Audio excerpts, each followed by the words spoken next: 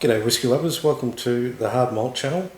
My name's Tim, and back after a few weeks hiatus due to Easter weekend, my birthday and Anzac Day weekend happening over the last couple of weeks.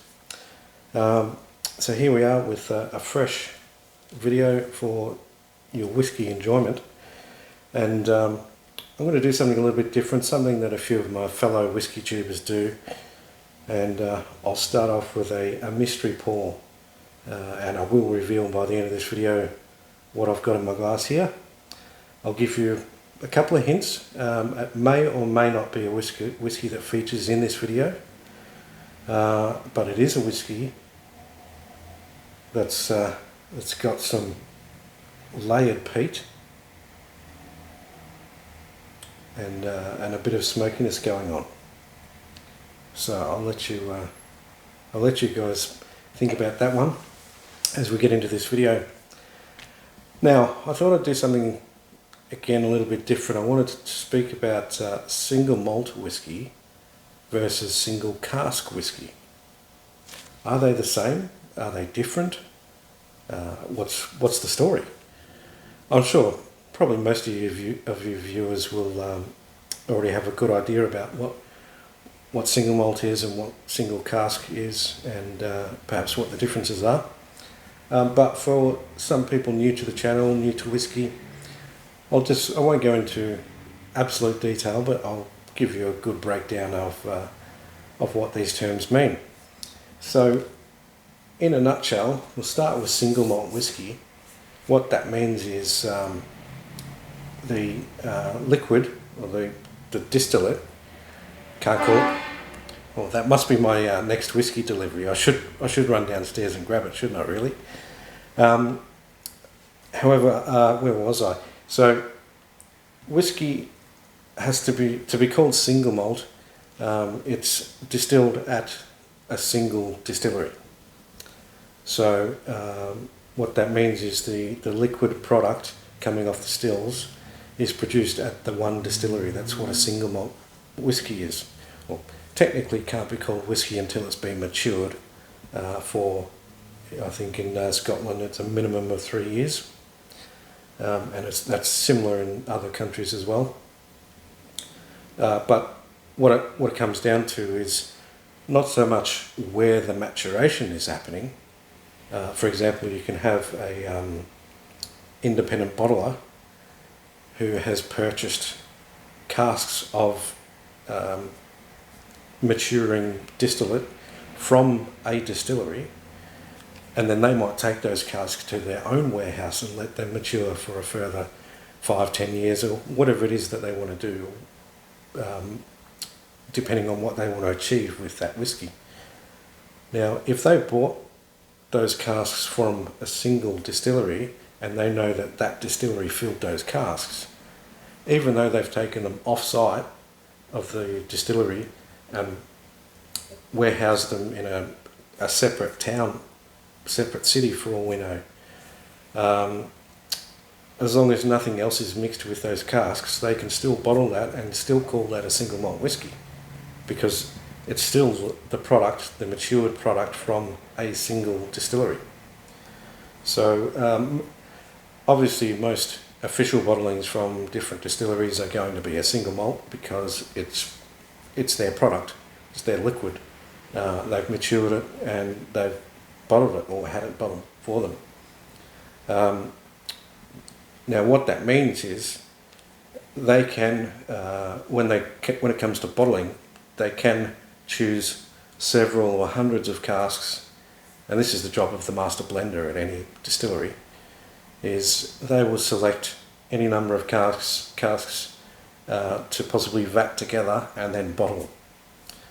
Now, what that means is it's still a single malt, because all of that product in the dozen different casks or the 100 different casks were filled by that one distillery. So it's still a single malt, even though they're mixing, if you like, or blending, for want of a better term, different casks together. So now, this is where we come to the term single cask malt whisky. You might have picked up now that if single malt means they can mix different casks together to create the kind of whisky character that they're chasing, single cask is coming from one cask, isn't it? Absolutely right. So again, it's still a single malt as well, because it's clearly a product of one distillery, but it's also coming out of just one single cask, so hence the term single cask. So I've got, I'm going to show just some examples. I've already got my pour for this video, as I said, but I'm just going to bring over to the table a few examples of some single cask whiskies. So what I've got here is, this is an independently bottled Lafroig, and this was matured in a sherry butt, so that's one of the larger sherry casks, or barrels if you like. Distilled in 2014, it says distilled at a secret Islay distillery, which for this bottling we actually all know to be Lafroig. And it was bottled in 2024, and it has an age statement of 9 years. So that's from a single cask. So the other thing to note is when it's single malt, a vatting of many different casks, the age statement can only be the youngest whisky that's going into the mix. So if you have, say for example, this is a 9-year, if you've got 10 barrels of 9-year-old matured whisky that you're going to blend together for your single malt, but you just want to give it a little bit of an X factor, then you might chuck in a 15-year-old cask into the mix. That's fine. You can blend them together and still call it a single malt, because it's all still this product of a single distillery. However, you can only use the youngest age out of that. I can't call it a 15-year-old whisky, even though there's a couple of barrels of 15-year-old spirit in the mix. We could only call it a 9-year-old because that's the youngest age of the whisky that's been made up that mix. So hence this one here, which is not a single cask, it's just a single malt, is labelled as a aged for 10 years, so it's a 10-year-old, and that's because that's the youngest whisky that's been used in this mix. Now the other thing I wanted to speak about, and I'll just wet my whistle a little bit.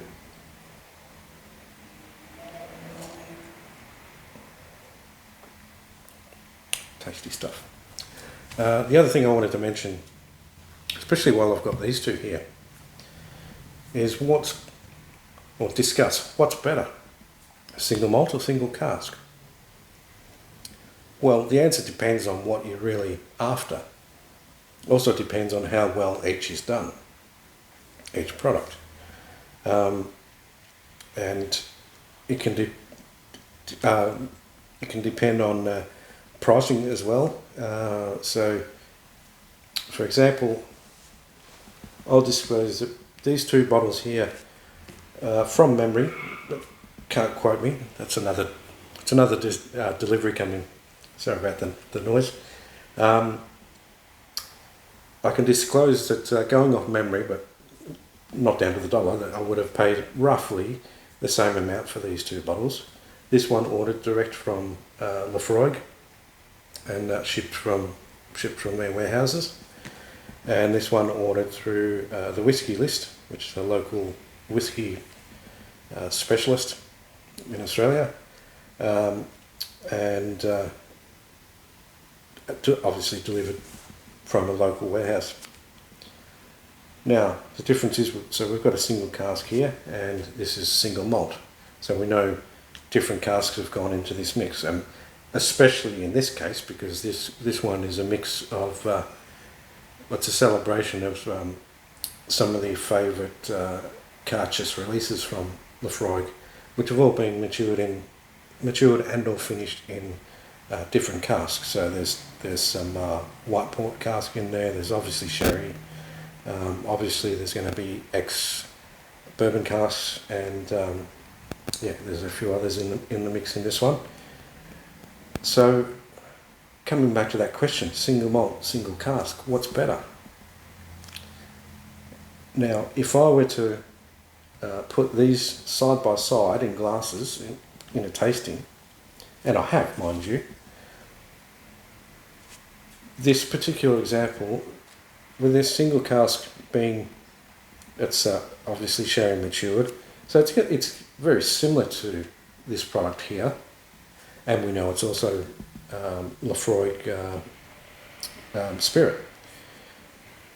If I put these side by side in a tasting, I can tell you right now that every time this one will overshadow this one, and you can probably see the proof right there from the levels in the bottles. Now, why is that? Why would I say that this would beat this one in a tasting?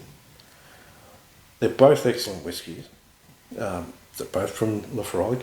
They're both peaty. They've both got the typical sherry sort of chocolate bitters and dark fruits, all that kind of character. Both absolutely delicious. The one thing that I notice is I get a lot more complexity from this one. Complexity as in there's even more nuanced little flavours and notes coming out of this bottle compared to this one. So what I kind of liken that to, or I would describe that as being, this one here is a singular experience, because it's got a set flavour profile, and you know what you're getting from one sip to the next. Whereas this one is more of a complex experience for me compared to that, because this one is giving me much more different flavour notes coming out from one sip to the next. Sometimes it's going to be showing me a little bit of bourbon influence. Sometimes it's going to be showing me the sherry. Sometimes it's showing me the other casks that it's been in, or the other casks that have been put in the mix.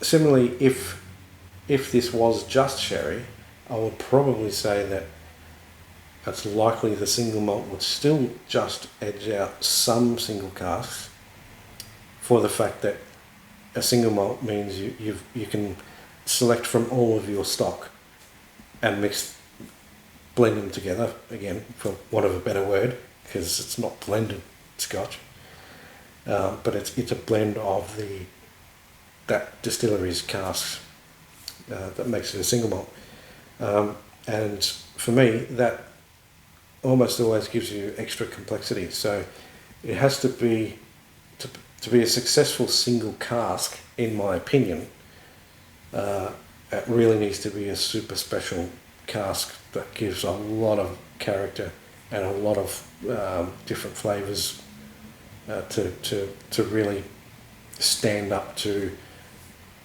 a similarly produced single malt.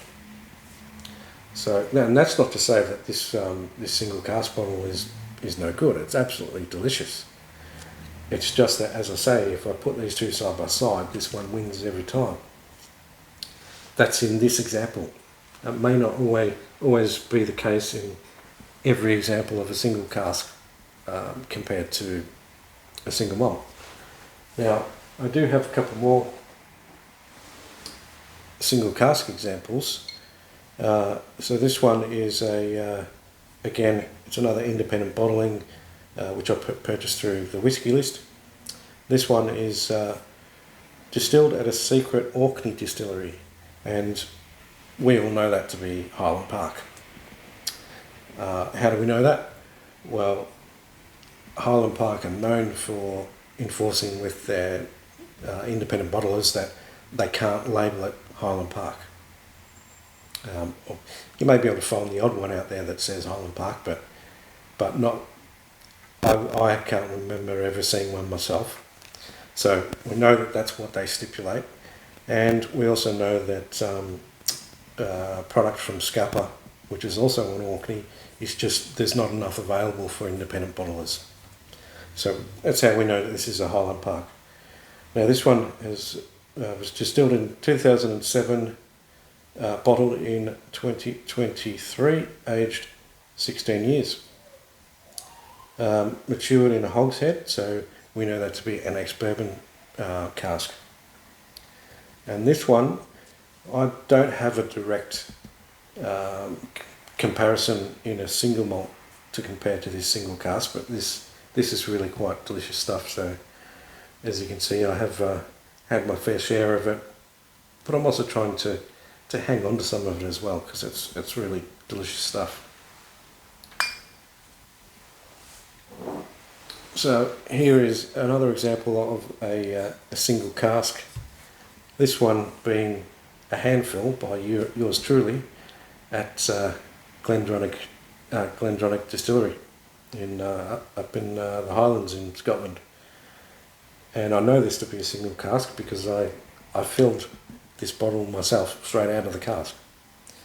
Now this one, I would say, when it comes to fully sherry matured whiskey, it can be pretty easy to get some pretty complex flavours going on in there. And this one, whilst I might be able to find a single malt Glendronach that would beat this again, it's a singular experience, but this is it's a pretty tasty one. This was fully matured in an Oloroso sherry cask, which is my favourite sherry maturation, just personally. And obviously it's a little bit more special because I went to the distillery and filled it myself. So that can also add to your enjoyment of the bottle and make it more special. And lastly, move that over here. So lastly, this one's not a single cask, it's single malt, but it's still called a single malt of Ardmore because all the casks used were purchased by Signatory Vintage and then vatted in what way they felt best and then bottled. So this is a 2012 Ardmore, or distilled at Ardmore 2012, aged 12 years in second fill bourbon barrels after Isla, and in brackets LA. Wonder who that might be. So what that means is it's a second fill bourbon barrel that they procured from perhaps Lefroy Distillery. That's what some people have come to know. So that fact is out there. So not only is it's a Highland spirit from Ardmore, it's been aged in second fill ex-bourbon barrels, so nothing too crazy done to it, except for the fact that, well, not really crazy per se, but interestingly, that those second fill barrels came from, as we know it, from Lefroy. So Lefroy had already used them. That's why they're now second fill. So you get a little bit of the Lefroy influence on top of the already peated Ardmore malt. And you might have guessed it, that's what I've got in my glass. So, and I will do a proper review of this one coming weeks, because it truly deserves it. But yeah, I hope everybody's enjoyed this video. Just talking through what we mean by single malt and what we mean by single cask and what the differences are. And I hope it's come across that I don't think that either is better than the other. It's more about the experience itself. It's more about what you're wanting at the time. There might be times when this particular Lefroy single cask from an independent bottler just hits the mark, And I mean, surely it does, because yeah, I've been enjoying some of that. But then there might be other times where the complexity of this particular single malt is what I really want. So yeah, again, it comes down to what experience that you're looking for at the time, and it may not always be the same from day to day.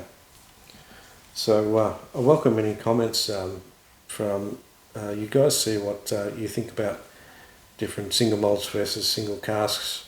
Have you found ones where the single malt beats the single cask, or do you find it the other way? Do you prefer the single cask over the single malt? Let us know in the comments, guys. Until next video, Saint Javard.